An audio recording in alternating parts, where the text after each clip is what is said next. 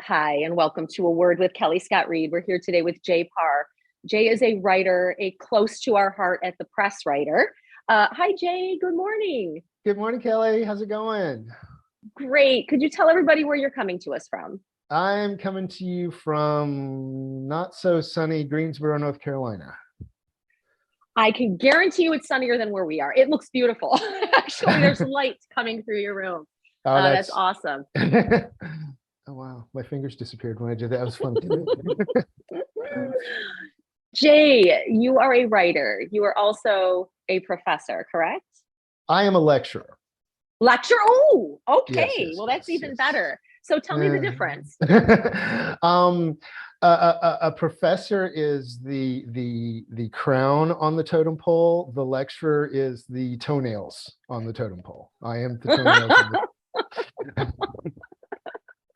Uh, I don't know. So, what is it that you lecture about? Um, Basically, I'm an English professor. Only an English lecturer. Only I'm in an online program, a non-traditional students humanities program.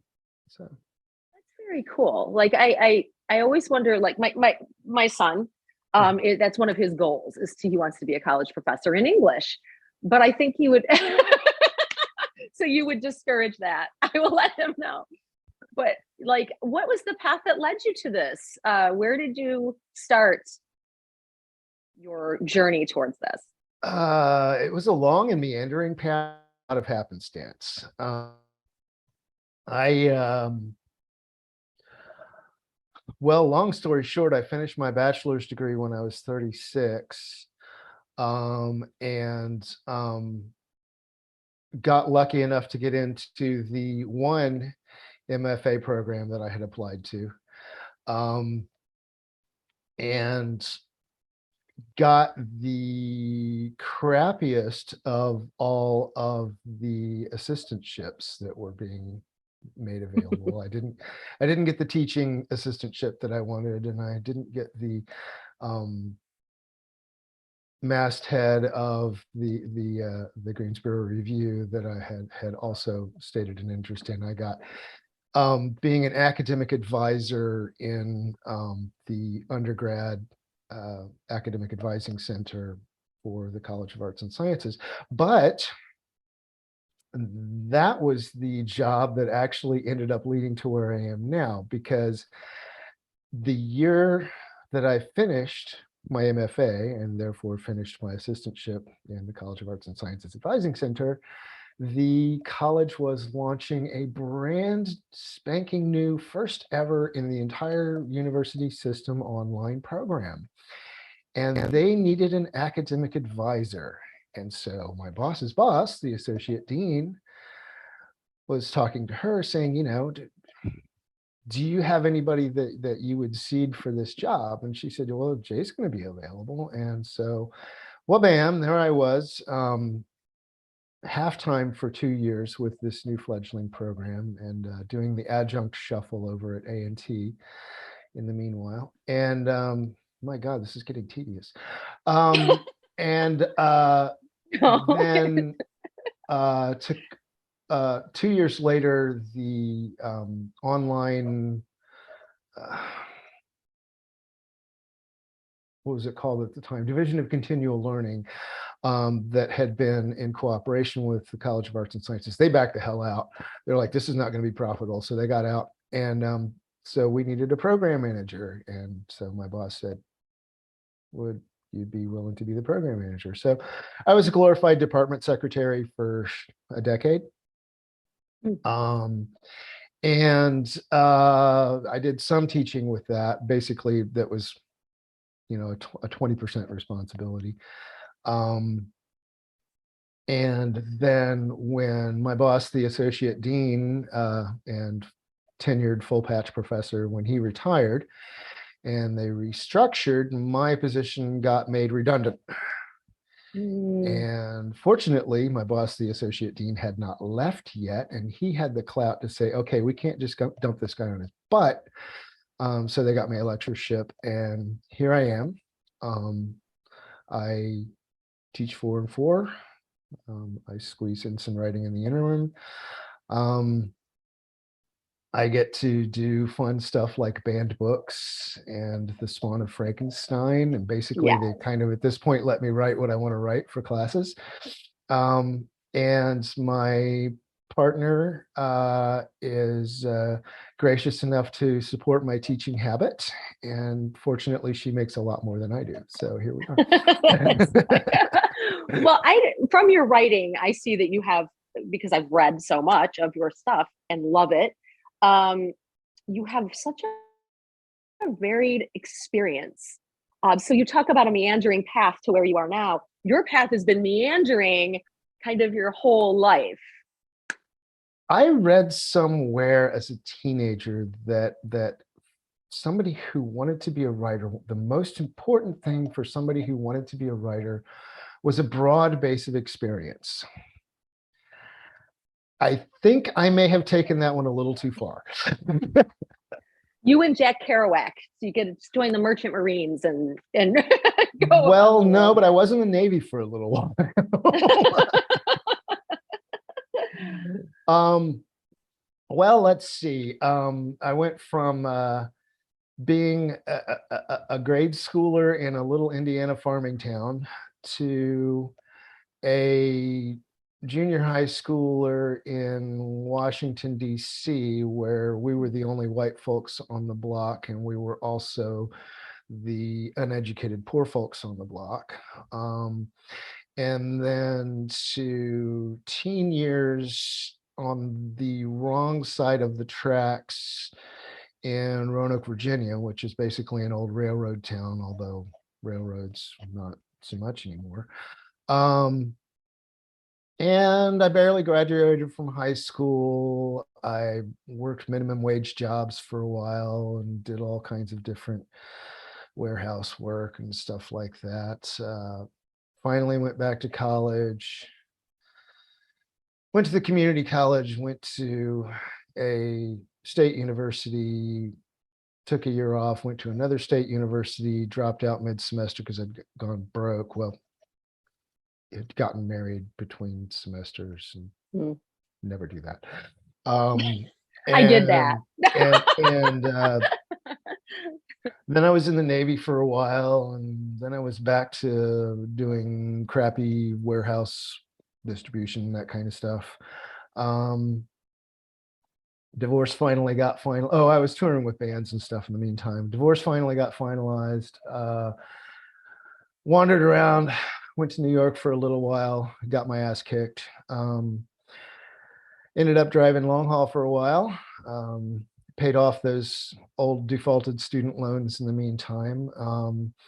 When I went into trucking, I promised myself that I'd quit when I got sick of it. And when I got sick of it, I quit. And it was middle of the summer, and I was sitting there thinking, well, what now? And I thought, I'm kind of at loose ends. I've got some money in the bank. Let's look at finishing that degree that I dumped out on 10 years ago. And my mom, who had gone to Earlham in Indiana, she's like, she said, I watched you going to bigger and bigger state schools and being less and less happy. She's like, I think you would fit in, and I think you would like a Quaker college. So Wow.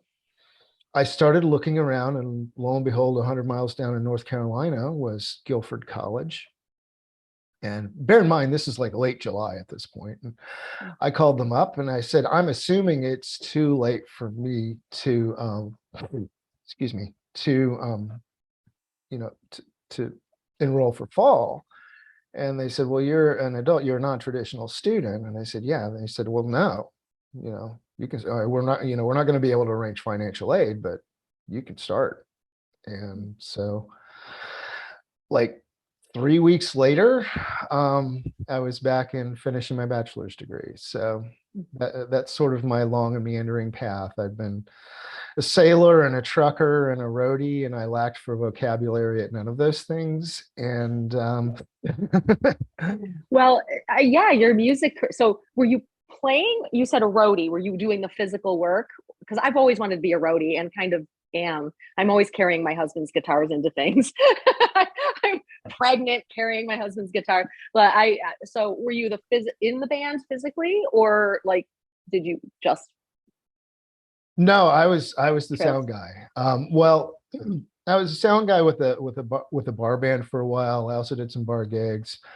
When I went back to college, actually, I basically paid my rent working for a sound house. So we did everything from Coliseum gigs to all kind of street festivals and fun stuff like Amway conventions. Pyramid schemes. I love Oh it. yeah. um, yeah. So, but no, I play a little piano, but I haven't had a piano in 30 years. So, um, but yeah, I was just the sound guy. So just the guy Don't say just lifting the the sound guy. speakers, Trust just the me, guy as lifting the someone. speakers, and well, and No, on the big house cruise, I was never the guy at the board. Sometimes I was at the monitor board, but usually I was just building and floating. So, um, so cool. And when you write, obviously you're drawing on your experience. And I really find it's funny because when I read your writing, I'm always struck by how much I relate to it. When I read it, I go, "Oh, that sounds familiar." Or I've told you that before in reading some of your things that I'm like, this is I read everything out loud to my husband because I want him to know the parts that are important. I just don't think he reads thoroughly enough. I don't trust him to do that. all right, So dude, come on. all right, I'm going to read you this. I read him the piece you wrote about uphill both ways. Was it? Yeah, uphill both ways. Yeah, yeah, yeah. Loved it. Everyone should check it out. I'm so glad that title hit me. Fantastic. I don't remember anything. I really don't. And I remember that title. It was so relatable and real. So I want to make sure I compliment you on that. I think that Thank you're you. writing because you're talking about experiences in there, even in your fiction. Obviously, in your fiction, it comes through. We can't help that. But it's really fantastic. Uh, when did you actually start physically writing? Like, when did you realize that language had power for you?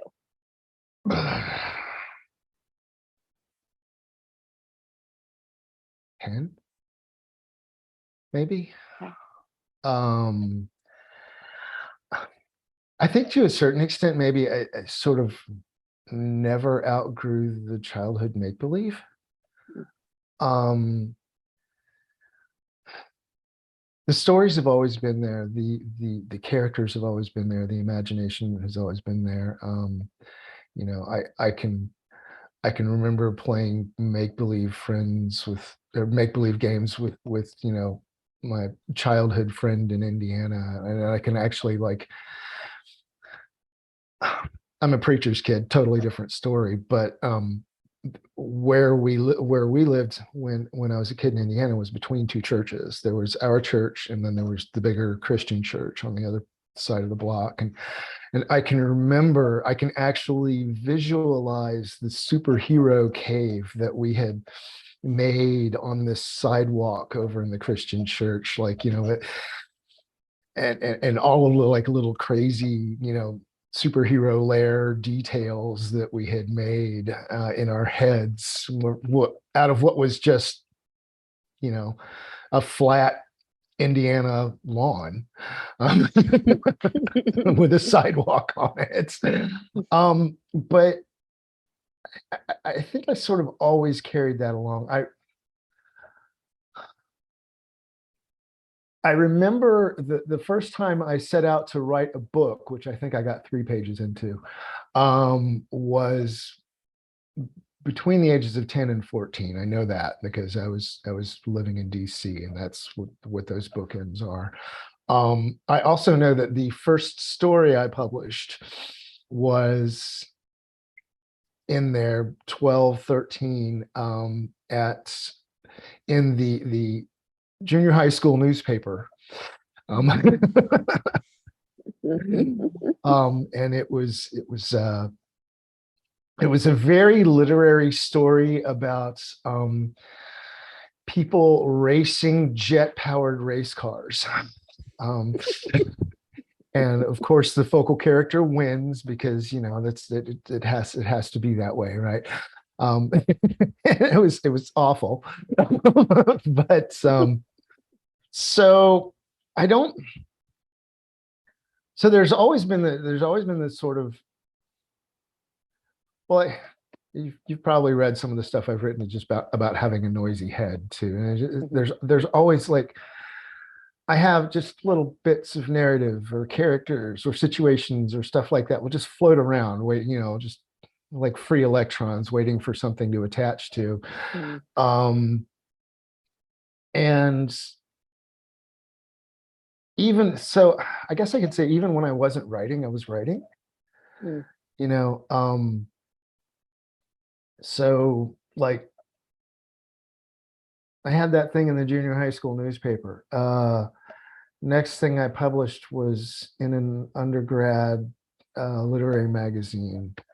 And then that was at Radford. So it was when I'd gone back to school. And then I reworked it and republished it under a different title at Virginia Tech. And that actually ended up winning a couple of undergrad writing awards, which is actually the most money I've ever made off of my writing. I got a $25 award at Virginia Tech. Now, bear in mind, this is the 90s. So, it was, hey, 25 bucks is a little more.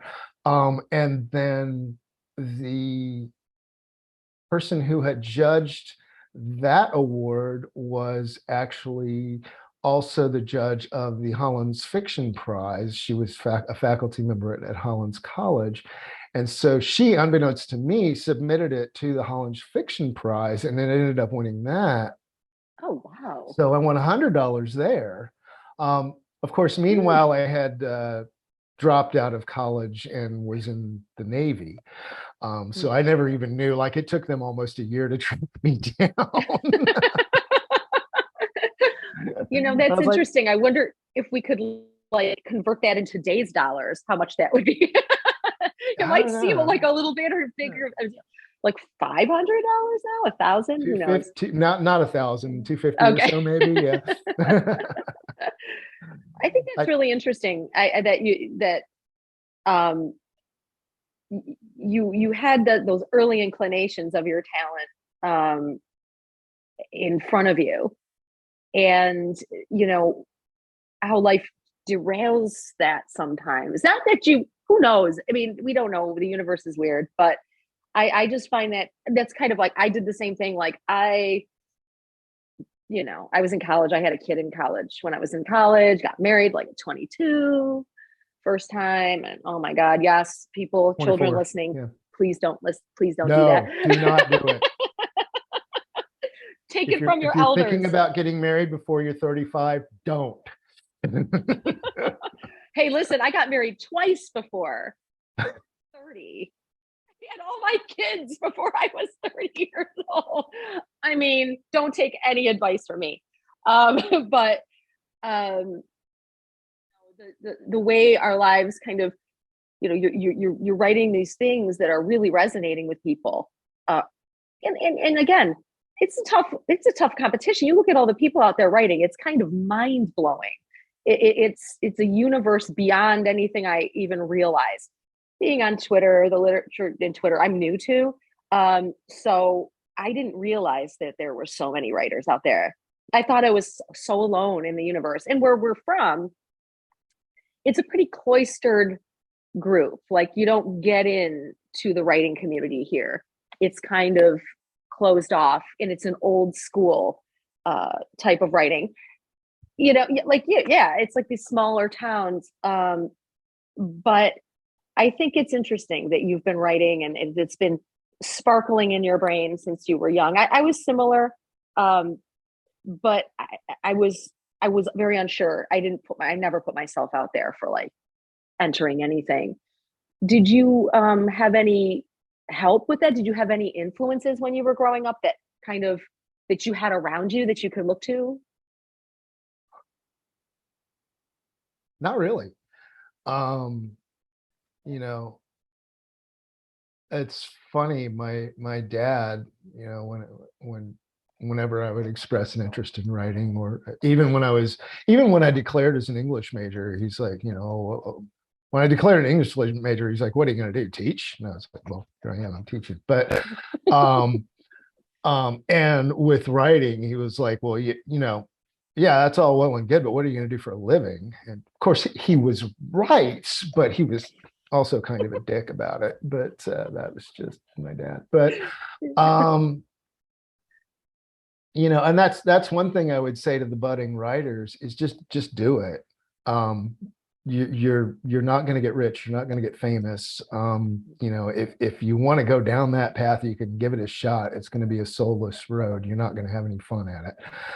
Um, but just write. Just, you know, write your damn stories, write your poems, whatever it is that, you know, even if it's word salad, if word salad is what inspires you, write the word salad, you know, and don't worry about who's going to take it.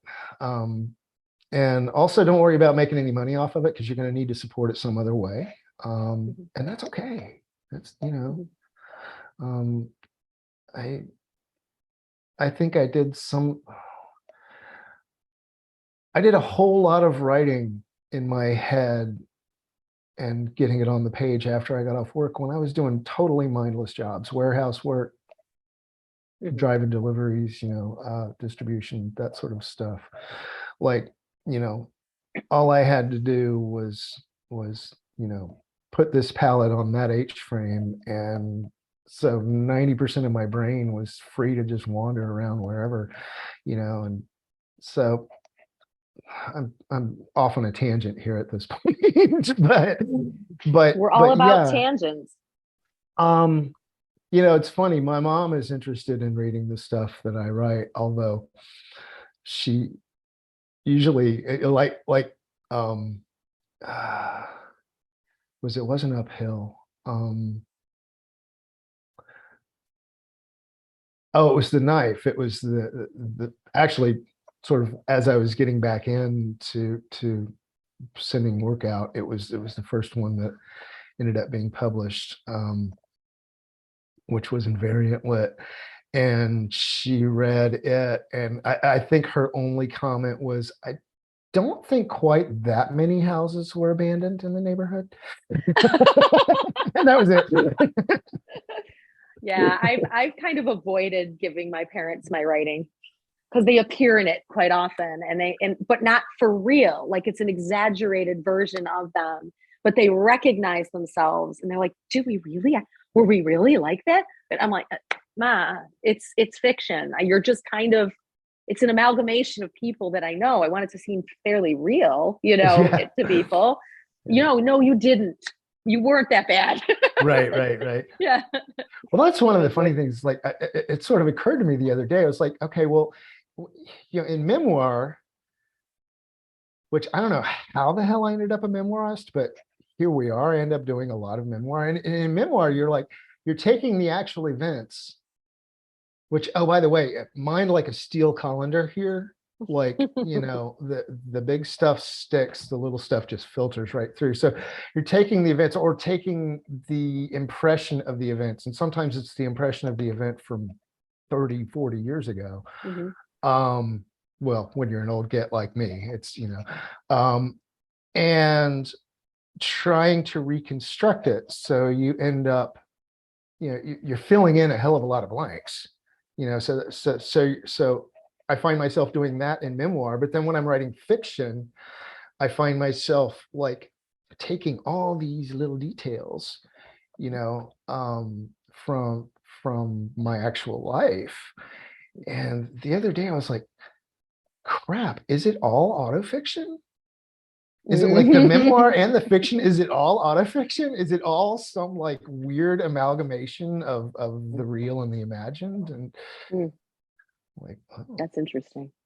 That's interesting because I think isn't it? I honestly think that's probably for me. That's it. I know I Tiffany reads a lot of my stuff because I'm embarrassed to show anybody else. I know she'll be honest with me, uh, but she also um, will give me great suggestions. But almost everything I give her is like true on almost every level. there's stories from and they're horrible stories. So I'm like, I'm sharing my soul with these people. Do you feel that way? Do you feel like exposed when you write, or do you feel kind of protected when you write? Because there's both. Huh. I think when I'm writing, most of the time I'm not thinking about the audience. I think if I thought too much about the audience when I was writing, I wouldn't be able to do it. I'm thinking about what's on the page. I'm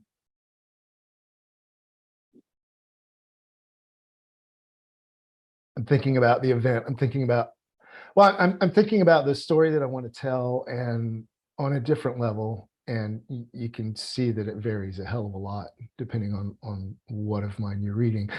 On a different level, I'm thinking about the language, you know. So there's the story to be told. There's the words to tell the story with, you know, and there's different emphasis on each. But I think I'm paying attention to those things. You know, do I want to focus on the story? Do I want to focus on, you know, playing with the words? I get into the word puzzle of it. For me, writing is the most delightful word puzzle, the most delightful little challenge, you know. I found out there's a word for us, which probably didn't exist. I probably have to thank Gen Z for this, but recently I ran across the word turtle writers.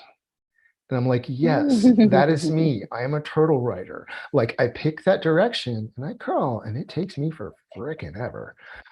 Hey, I battleized myself. Check it out. But it takes me forever to get there. And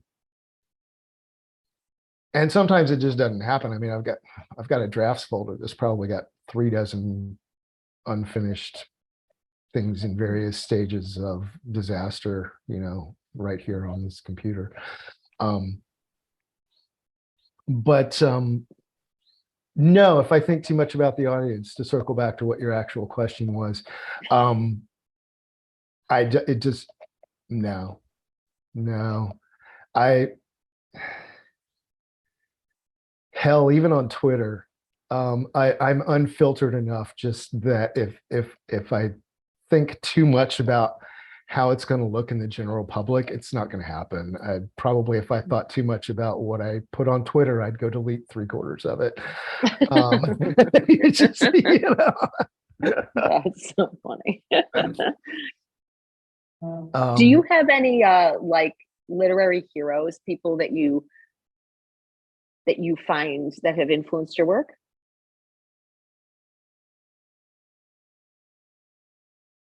That's a tough one.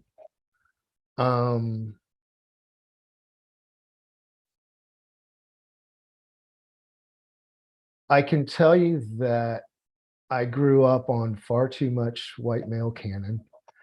As we did, all of us. Yeah, We all did. Yeah.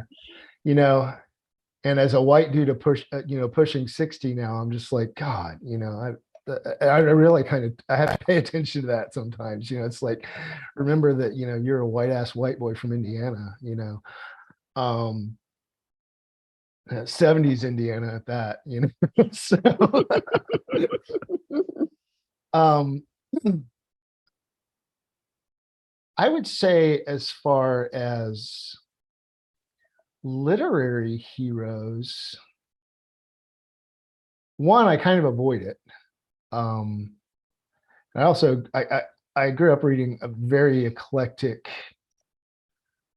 um very eclectic. Like, my my sister loved uh teenage romance novels, and she was 16 years older than me.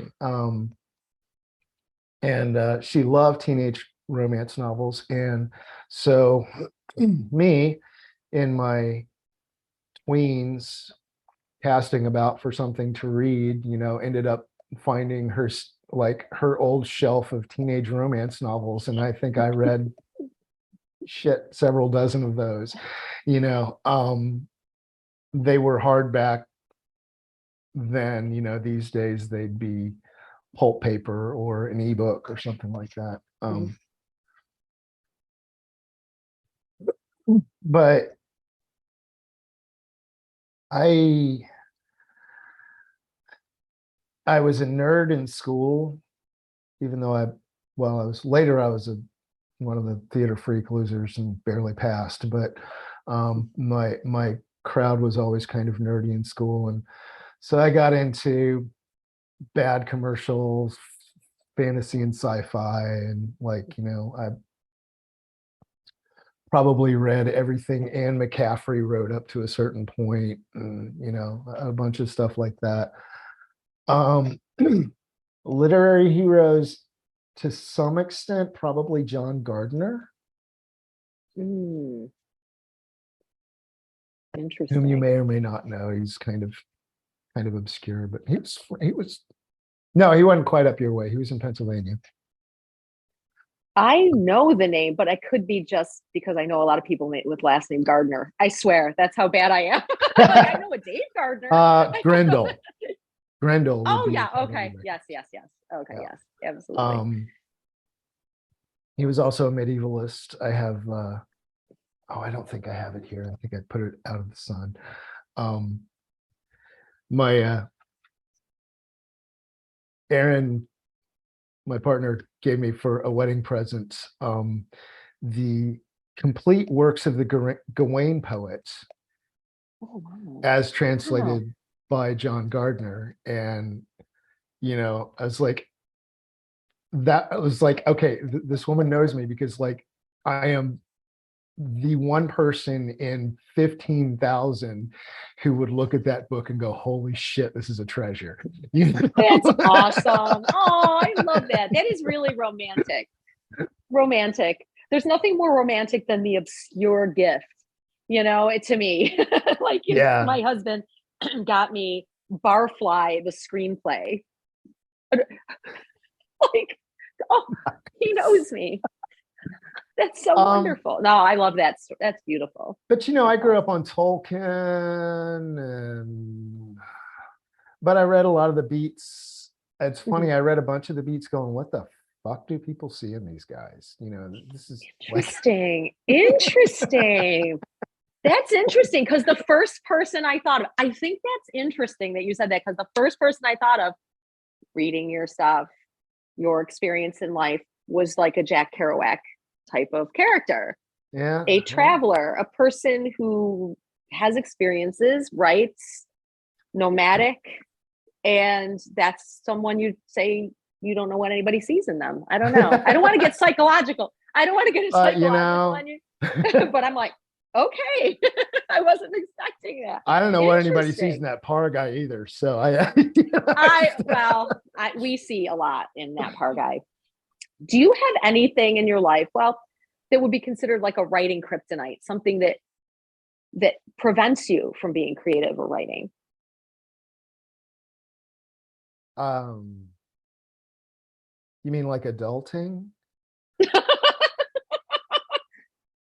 Yeah, Like like adulting. Okay, so that's the answer. Adulting is what keeps you from writing. I mean, I like my job. I'm always behind. Hmm. It's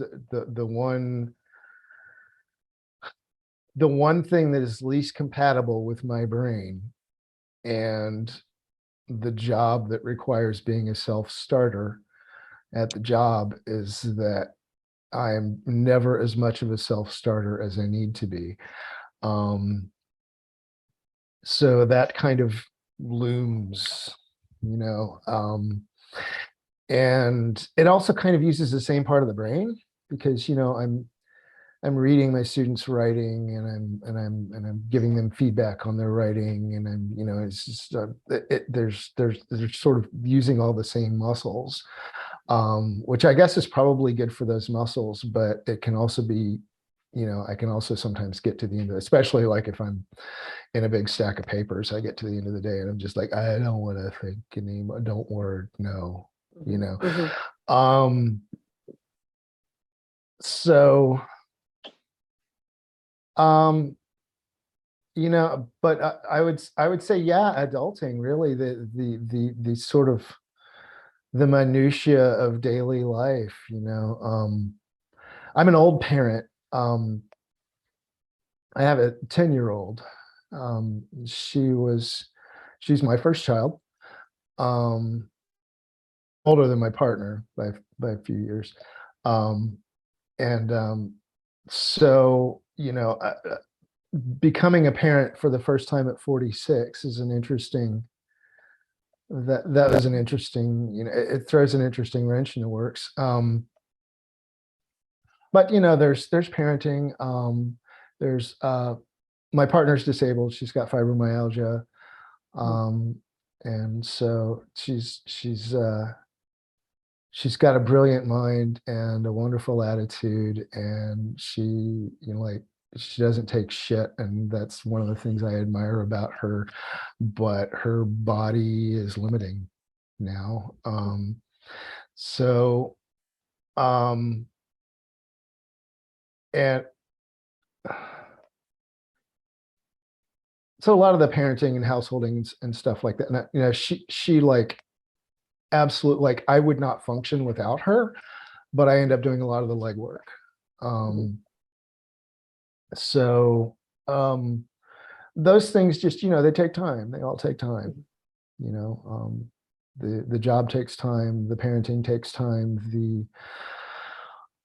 the minutia of maintaining a household take time, and I get to where, oh, I've got time to write, but it's 9 o'clock and I'm gone. Oh, trust me. And I'm thinking as you're talking to me, I really give you a lot of credit because I didn't start doing any of this stuff until Tiffany brought it up at work, and all of my kids are out of the house. All of them. They're all adults. So I don't know if I would have the emotional energy, because writing requires emotional energy. It isn't just sitting down in a physical act of the brain and it's the pen. There's the choice of words, there's the feelings behind the words, there's the message you're trying to get across. To have to give so much emotional energy to other human beings and your job is so much and so intense that I'm pretty impressed that you get anything done, frankly, because 50 years old when Tiffany brought the press into view. So that's old to start.